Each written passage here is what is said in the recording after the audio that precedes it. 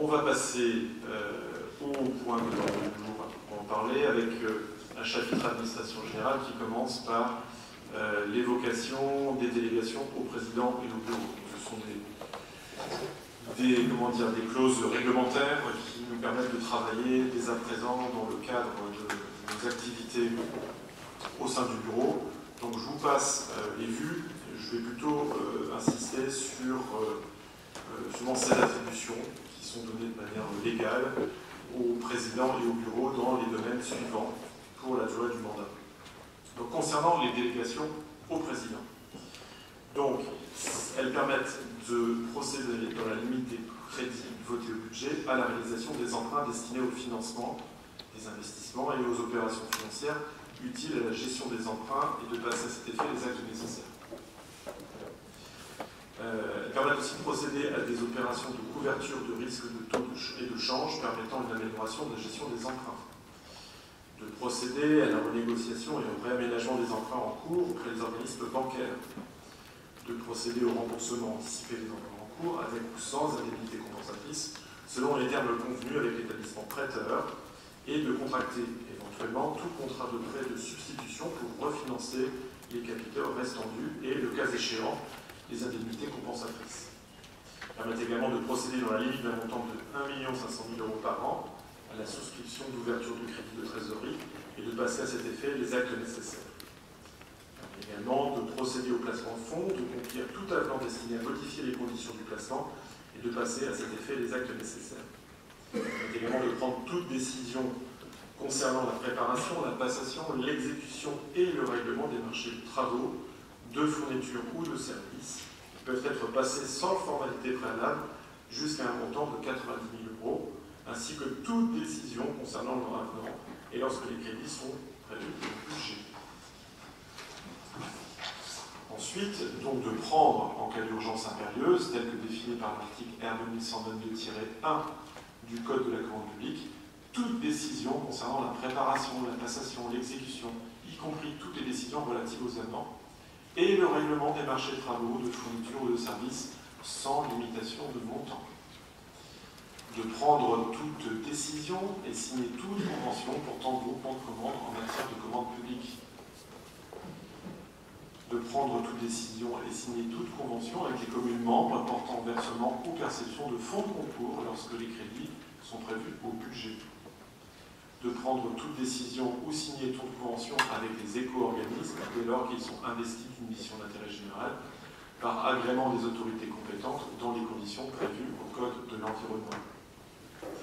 En matière de gestion courante des services publics, approuver et signer toute convention autre que celle relevant de la catégorie du marché public et des délégations de services publics. De décider de la conclusion et de la révision du louage des choses pour une durée n'excédant pas 12 ans. De passer les contrats d'assurance ainsi que d'accepter les indemnités de sinistre y afférentes. Créer et gérer les régies comptables nécessaires au fonctionnement des services de la communauté. De recruter des agents contractuels pour remplacer les agents fonctionnaires ou contractuels momentanément indisponibles, d'accepter les dons et legs qui ne sont prélevés ni de conditions ni de charges, de décider de l'aliénation de gré à gré de biens mobiliers jusqu'à 4 600 €, de fixer les rémunérations et de régler les frais et honoraires des avocats, notaires et huissiers de justice ou experts, d'exercer au nom de la communauté d'agglomération le droit de préemption urbain défini par le Code de l'urbanisme lorsque ce droit de préemption urbain concerne la réalisation d'opérations de compétences communautaires et après accord express de la commune concernée. D'exercer au nom de la communauté d'agglomération le droit de préemption urbain et d'en déléguer l'exercice à l'occasion de l'aliénation d'un bien selon les dispositions prévues notamment à l'article L213-3 et L240-1 du Code de l'urbanisme. D'approuver les protocoles transactionnels et d'intenter au nom de la communauté d'agglomération les actions en justice ou de défendre la communauté d'agglomération dans les actions intentées contre elle dans les cas suivants. Donc, en première instance, à hauteur d'appel ou au besoin en cassation, par voie d'action ou par voie d'exception, en procédure d'urgence, en procédure au fond, devant les juridictions administratives et judiciaires, répressives et non répressives. Et enfin, de régler les conséquences dommageables des accidents dans lesquels seraient impliqués des véhicules appartenant à la communauté d'agglomération. Voilà une liste de 23 points qui font état des délégations que l'Assemblée communautaire pourrait accorder au président. Là, on est sur des points éminemment réglementaires et, je serais tenté de dire, ordinaires, et qui peuvent appeler certaines observations. Je ne sais pas si certains d'entre vous. Personne souhaite prendre la parole. N'hésitez pas, oui, monsieur Loyer, vous apporte un micro. Merci, monsieur le président. Non, c'est simplement une simple question de curiosité de ma part. La règle des 90 000 €, c'est une règle réglementaire inscrite dans des textes ou c'est quelque chose, je dirais, qui correspond, je dirais, aux besoins spécifiques de notre agglomération? Alors, le montant est réglementaire. Oui et non, c'est-à-dire qu'on peut toujours le faire varier. C'est ce qu'on avait mis en place lors de la précédente mandature. C'est une sorte de code bataillé, finalement, qui permet en effet d'être dans l'efficacité. Ce qu'il faut savoir, c'est que chaque délégation fait l'objet, en tout cas la prise de décision du président, ne se fait pas sur un coin de table ou un coin de bureau. C'est au moins évoqué en bureau, voire en comité d'orientation, et fait état d'une présentation ensuite en conseil communautaire. Bon, l'idée, c'est d'être vraiment efficace lorsqu'il s'agit de prendre une décision comme celle-ci. En tout cas, c'est encadré réglementairement. Après, le montant peut être revu à la baisse ou à la hausse. Là, les 90 000 € correspondent à peu près à une réalité ordinaire pour une collectivité comme la nôtre. Y a-t-il d'autres interrogations? Donc, je continue la lecture de cette note de synthèse. Je continue. Donc là, on va évoquer les délégations de bureau. Donc sur le volet finance, il s'agit d'attribuer des subventions dans le cadre du budget voté jusqu'à un montant de 10 000 €. Donc ça, c'était un plafond, si nous avions discuté il y a 3 ans. Ça a plutôt bien fonctionné, ces subventions de 10 000 €. Au début, je crois qu'on avait proposé un peu plus, ça devait être 20 000 ou 25 000, je ne sais plus. Et dans la discussion qui avait eu lieu exactement 3 ans suite à l'installation, certains d'entre vous avaient demandé à ce que ce plafond soit rabaissé. Et honnêtement, c'était une bonne décision, ce qui nous a permis d'ailleurs d'avoir des débats intéressants sur des versements de subventions, notamment pour des grands événements. Je me rappelle qu'on avait évoqué le marathon de la baie du Mont-Saint-Michel, le festival d'Eterna, des événements autour de Jazz en mai, des rassemblements équins. Et je pense que c'est bien que l'Assemblée puisse aussi émettre un avis, positif ou négatif, parce que de ce fait, on renvoie à nos partenaires un message fort, soit en refusant ou en attribuant. Je serais tenté de dire qu'en dessous de 10 000 €, on est sur de la subvention ordinaire, ce qui me paraît beaucoup, mais c'est travaillé en commission. En effet, on avait un groupe de travail spécifique où on examinait l'ensemble des demandes avec une enveloppe qui est constante. Lorsqu'on vote notre budget, on a je m'en souviens de l'enveloppe, c'est exactement voilà, c'est ça. 1,1 million de subventions attribuées annuellement. Alors, tout type d'associations, ça peut être des associations qui rendent des services aux populations. C'est d'ailleurs la plus grosse part du volume de subventions attribuées.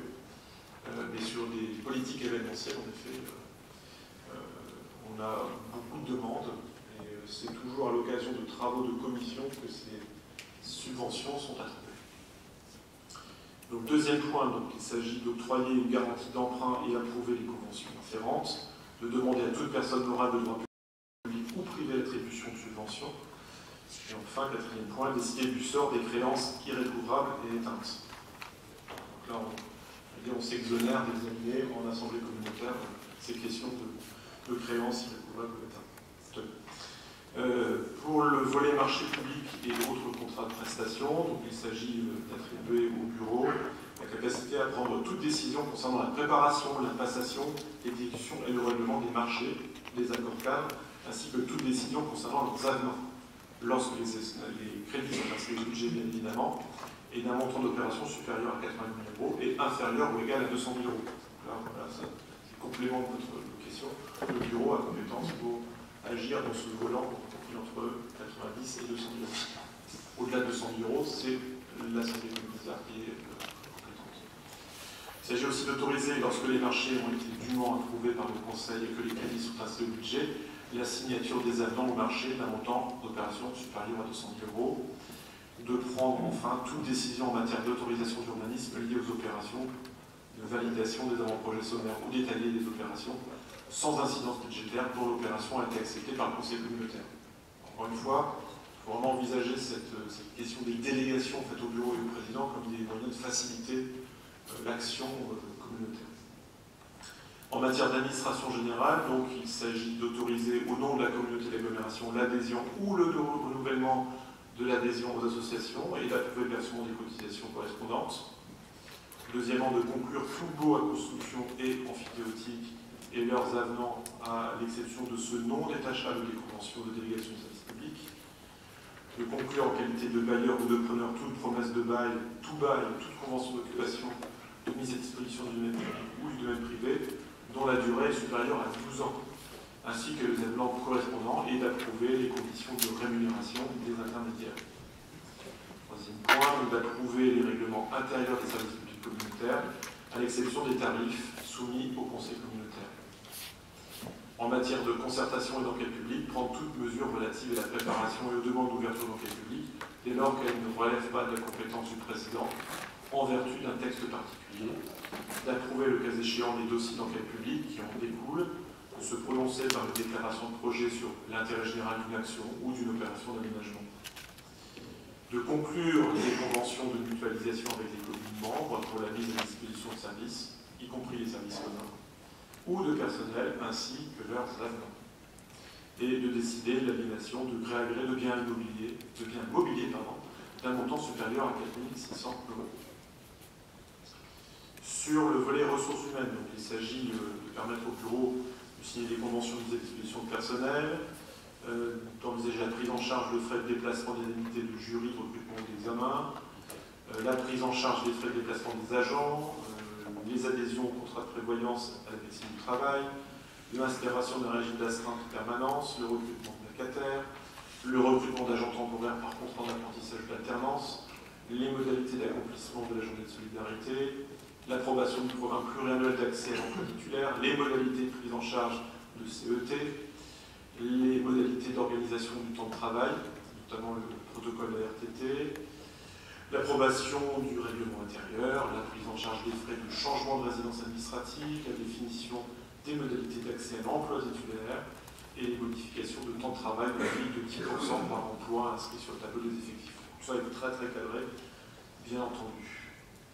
En matière d'urbanisme, il s'agit d'autoriser le bureau à prendre les décisions mentionnées aux articles L523-4 et L523-5 du Code du patrimoine relatives à la réalisation de diagnostics d'archéologie préventive prescrits pour les opérations d'aménagement ou de travaux sur le territoire de la communauté d'agglomération. Ensuite, d'autoriser les démolitions d'ouvrages, propriété de la communauté d'agglomération, et lancement des procédures administratives nécessaires afférentes. Troisième point, donc de prendre les décisions mentionnées à l'article L153-47 du Code de l'urbanisme relatives aux modifications simplifiées des PU. Voilà, donc étant dit que toute question n'ayant pas fait expressément l'objet d'une délégation au bureau ou président de la communauté d'agglomération relèvera la compétence du conseil de l'agglomération, étant dit que l'exercice effectif de chaque compétence déléguée devra faire l'objet d'un compte rendu à l'organe délibérant à l'occasion de chaque réunion de cet organe, c'est ce que j'évoquais quelques instants, tandis que les compétences déléguées au président par le conseil communautaire pourront faire l'objet de l'intervention du premier vice-président en cas d'empêchement du président, et tandis que le président pourra subdéléguer au vice-président les attributions déléguées par le conseil communautaire. C'est ce qu'on verra très bientôt dans le cadre de l'attribution des compétences à chacun des vice-présidents. Donc il vous est proposé déjà de vous exprimer sur cette délégation au président et au bureau, et puis ensuite de passer au vote de façon à ce que nous puissions commencer à travailler de manière effective. Voilà, Christophe, Ernaud, t'apporter un micro.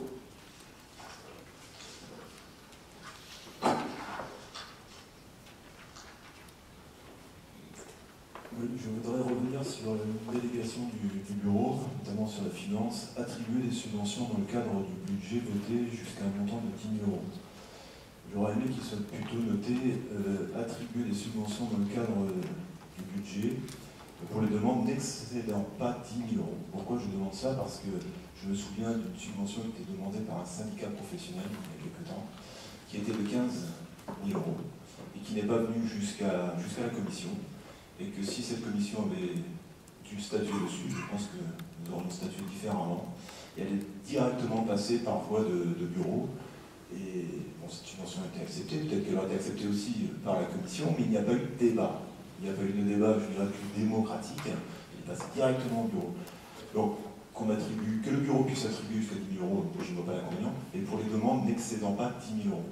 Et dès qu'elles arrivent au-delà de 10 000 euros, qu'elles puissent être débattues en commission, pour qu'on puisse en parler le plus... Moi, je pense qu'on se souvient tous du débat qui a eu lieu. Merci de le rappeler. Et je suis assez d'accord avec toi. Je pense que c'est une clause qui permet, sur des sujets comme celui-ci, d'avoir un débat global. Je suis assez favorable. Donc, je ne sais pas comment le formuler précisément. Est-ce que tu peux redonner ce que tu avais préparé? J'avais marqué donc attribution des subventions dans le cadre du budget voté pour les demandes n'excédant pas 10 000 euros. D'accord. Est-ce que c'est bon pour vous, ça va? Oui, c'est bon. Ok, merci. En ce titre, c'est vrai que l'expérience qu'on a eue au cours des 3 années nous a révélé la nécessité d'instaurer des débats, notamment autour de ces attributions de subventions. Est-ce qu'il y a d'autres... Oui, tu avais juste préciser donc pour les nouvelles personnes qui arrivent, on a choisi de répartir dans chaque commission thématique a une liste d'associations qu'elle suit chaque année, dont elle étudie les dossiers.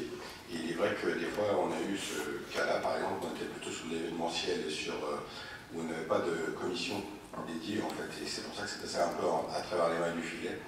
Mais pour les nouveaux arrivants, sachez que dans chaque commission, il n'y a pas une commission association, il y a des commissions thématiques dans lesquelles on a essayé de mettre les demandes de subvention par thématique et c'est étudié dans les commissions. Et ensuite, quand les validations sont faites dans les commissions, qu'elles sont approuvées soit en conseil communautaire quand elles dépassent 10 000 euros, ou en bureau quand elles n'excèdent pas les 10 000 euros. Je prends le souvenir aussi que sur cette demande de subvention, on a déjà affaire à un dossier qui est arrivé tard. La règle du jeu, et là vous êtes tous ambassadeurs de ce que je veux dire, c'est que les demandes de subvention arrivent tôt dans l'année, donc avant la date du 30 mars, je sais plus si c'était 10 janvier, de façon à ce qu'on puisse inscrire le dossier, le passer en commission, et ensuite avoir une délibération en bonne et due forme, soit au bureau, si on est en dessous du seuil, soit en assemblée communautaire. Et là, en effet, la demande était arrivée un peu tard, et on avait eu l'obligation de répondre un peu dans l'urgence. Bref, là c'est l'exemple d'une procédure qui avait été un peu mal ficelée et qui avait fait débat.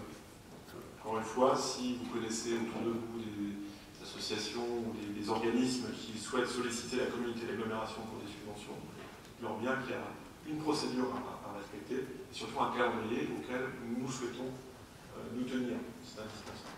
De façon à garantir l'équité pour tout candidat, tout pétitionnaire. Y a-t-il d'autres questions avant que nous passions au vote? Voilà, écoutez, je vous remercie. On peut se saisir de nos boîtiers. Donc n'oubliez pas d'appuyer sur le OK après avoir choisi le 1, le 2 ou le 3.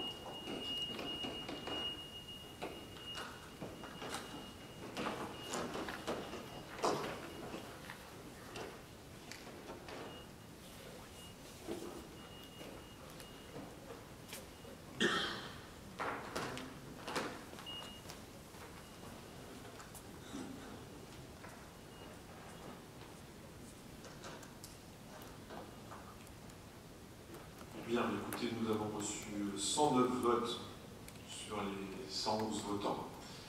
Et donc, nous avons 100% de votes favorables. Donc, je vous remercie pour cette belle unanimité.